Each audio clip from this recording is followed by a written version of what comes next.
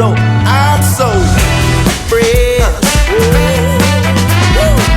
Hey babe, look at the best side.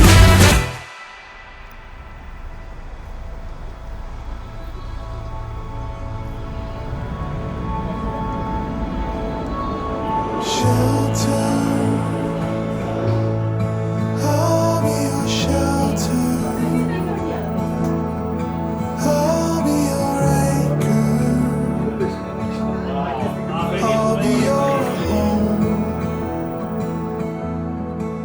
Sunteți pe un prag, priviți cu ochii minții în fața voastră și vedeți așternut o cărare.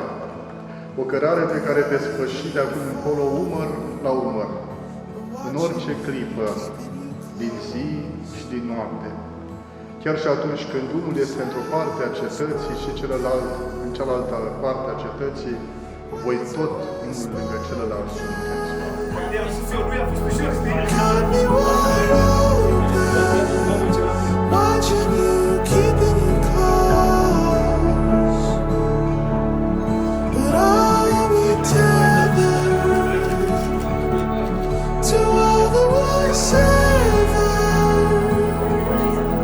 and I'll be forever watching you, keeping you close.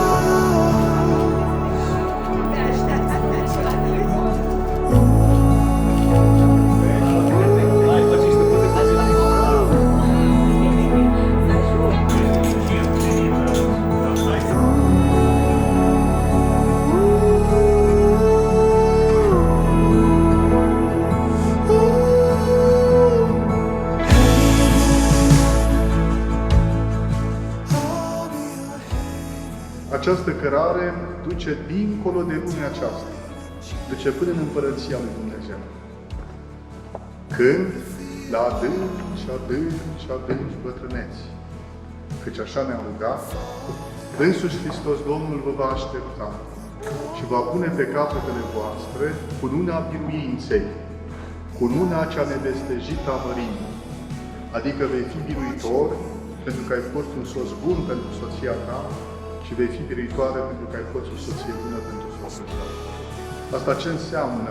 Că vremea declarațiilor de dragoste s-a încheiat. Trebuie să trăiți iubirea dintre voi prin fapte.